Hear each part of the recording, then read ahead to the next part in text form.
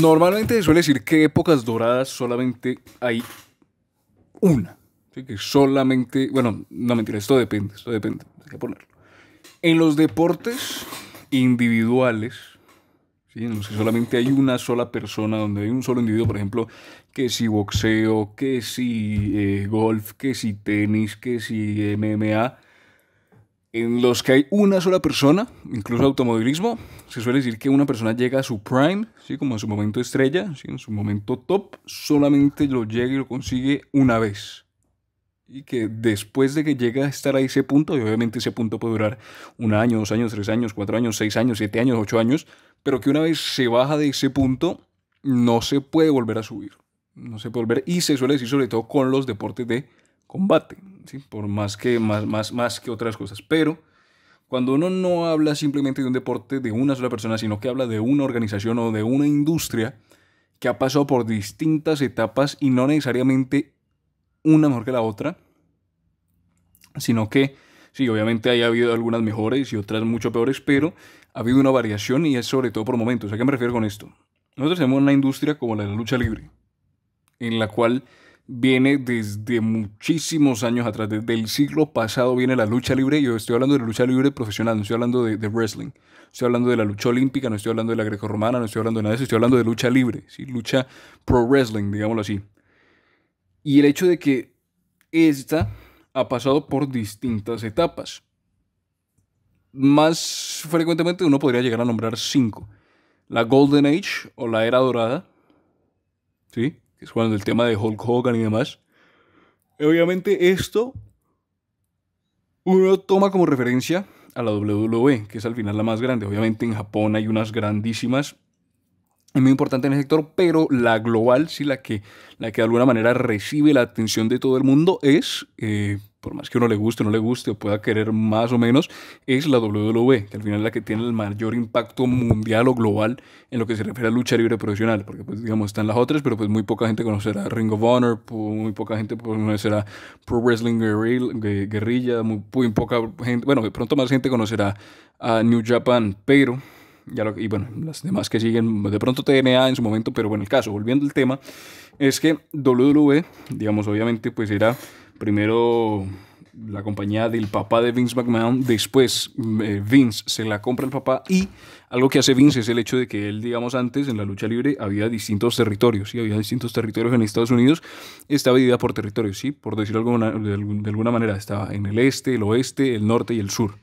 Sí, por decir, no era específicamente así, pero digamos que estaba dividido por sectores. Y lo que hizo Vince, lo cual no se hacía antes, era que anteriormente no se podía, digamos, competir dentro del mismo sector. Cada uno tenía su parte y se respetaba. Pero Vince llegó y de alguna manera se hizo del poder o compró o adquirió o consiguió el tener, digamos, como ese control sobre los demás territorios, comprando la competencia o básicamente que los demás no podían competir con el nivel que tenía Vince McMahon y la WWF en su momento. Entonces, durante toda esa época, ya cuando, digamos, se conforman todos los territorios y demás, uno podría llegar a decir que es la época dorada, ¿sí? La Golden Age. Es cuando aparecen pues, las figuras, como te decía, una más representativa, Hulk Hogan. Después, ¿sí? Pasa pues, todo el escándalo de los esteroides, pasa todo lo que viene a ser, pues, que si es real, si no es real, que hubo esa controversia, que incluso Vince McMahon tuvo que ir a la corte más por el tema de los esteroides que por el tema de si era real o no real, pero después de eso viene otra época que es la Attitude Era. La Attitude Era, obviamente enfocándonos en las etapas importantes, era la Golden Age, pasa la Attitude Era, que es conocida, o pues se puede llegar a reconocer como la más importante en lo que se refiere a pues, exposición, lo que se refiere a ganancia, lo que se refiere a dinero, que es la que hace que al final la WWE y la industria del pro wrestling estalle, ¿sí? Después viene la Ruthless Aggression, ¿sí? Y después de la Ruthless Aggression viene la New Era, digamos así, o la nueva era, pero algo muy particular es que la nueva era se puede llegar a dividir incluso en dos partes, ¿sí? Porque se acaba la Ruthless Aggression y la Ruthless Aggression se acaba cuando la programación de televisión pasa a ser PG para todos los públicos, ¿sí? Porque anteriormente hasta la Ruthless era para TV 14, ¿sí? TV para mayores de 14 años. Pero después hubo un tiempo en el que se pasó a la era PG, sea, la PG era para toda la familia, para todos los grupos, para todos los géneros, digámoslo así.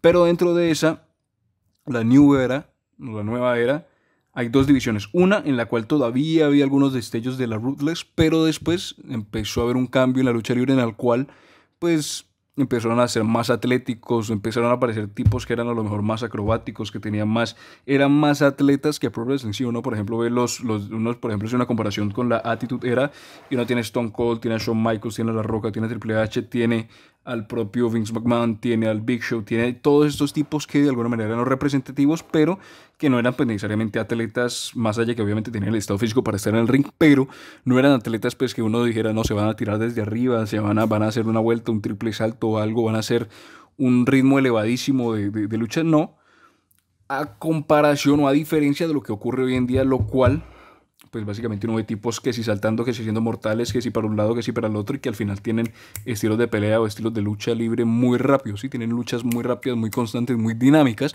lo cual no ocurría antes y lo cual, o la razón por la cual se divide, como te digo, esta New Era en dos partes, donde en primera instancia no era muy usual, ¿sí? Ver todo este tipo de acrobacias, digámoslo así, y en otra la cual pues ya es como más la costumbre, ¿sí? Como más sí, como sentido. Ahora, ¿qué me refiero? ¿Por qué estoy hablando de las épocas? Porque ahora, a comparación de antes, a la WWE, pues hubo la competencia que tuvo con WCW, tuvo la otra competencia con Japón, pero pues no fue tan directa como la WCW.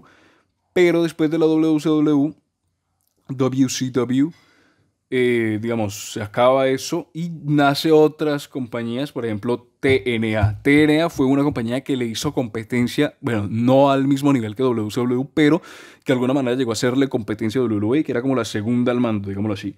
Pero pues tampoco llegó a ningún puerto, tampoco dio como sus frutos, tampoco llegó al nivel o a competir realmente frente a frente con WWE y de alguna manera pues no tuvo mayor efecto en la industria.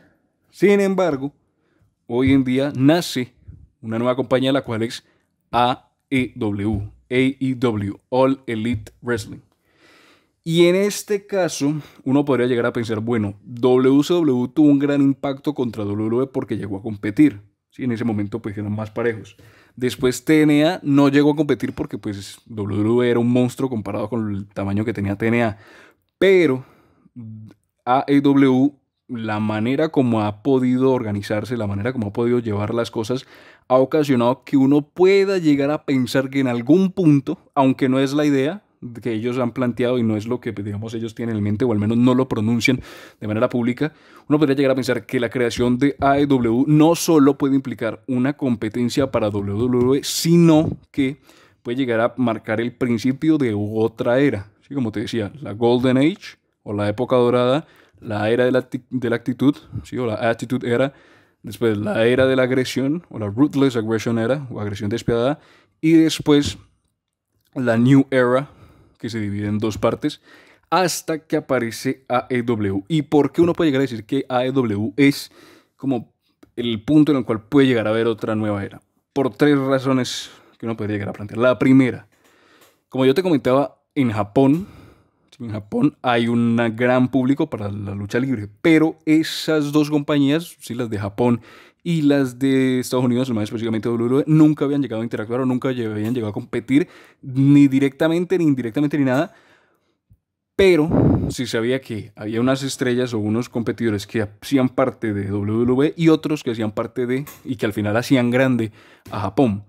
Esos tipos anteriormente se quedaban en Japón, ¿sí? Peleaban en Japón y cuando venían a Estados Unidos o a América, pues luchaban en algunas promociones más pequeñas, pero nunca tenían ese nivel de relevancia. Sin embargo, con la llegada de AEW, esos tipos de Japón pudieron llegar a América, ¿sí? O a Estados Unidos más específicamente, y empezar a tener ese reconocimiento. ¿Y por qué tener ese reconocimiento? Porque algo, y aquí es donde llega la segunda razón, WWE de alguna manera no ha sabido aprovechar del todo la cantidad de talento que ha podido llegar a tener, aunque ha podido impulsarlo. ¿A qué me refiero con esto?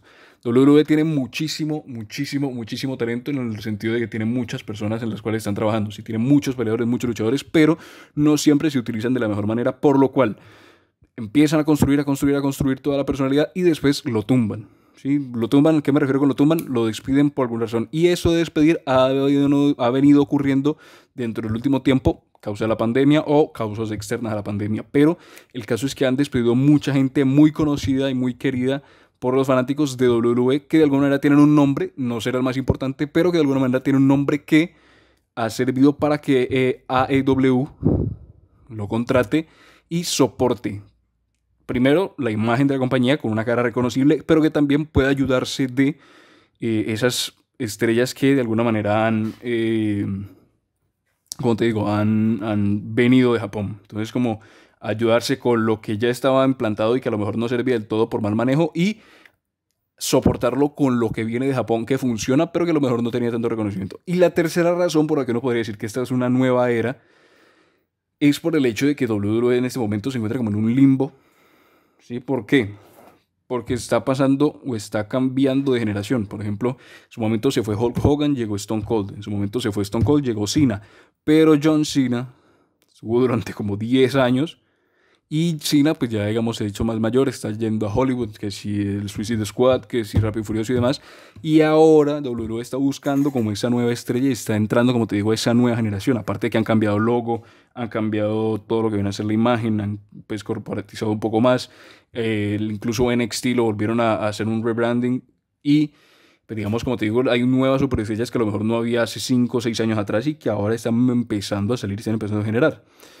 Y de alguna manera, eso es lo que permite que durante ese cambio que está ocurriendo en WWE, AEW, con las caras ya reconocidas y con el éxito que tuvo en Japón, esos tipos que llegaron a América, pueda organizarse y generar un contenido no necesariamente competitivo hacia WWE, pero al final se sabe que el que haga el mejor producto es el que va a tener la mayor audiencia, es el que va a tener el mayor reconocimiento, es el que va, bueno, el que haga el mejor producto y el que sepa repartirlo, ¿no? Porque uno puede hacer los mejores omelets del país, pero si al final solamente se lo come el papá, la mamá y el hijo y no lo come nadie más, pues nadie va a saber que lo hace. Entonces es hacer el mejor producto y que la gente sepa que lo hace, darle esa exposición.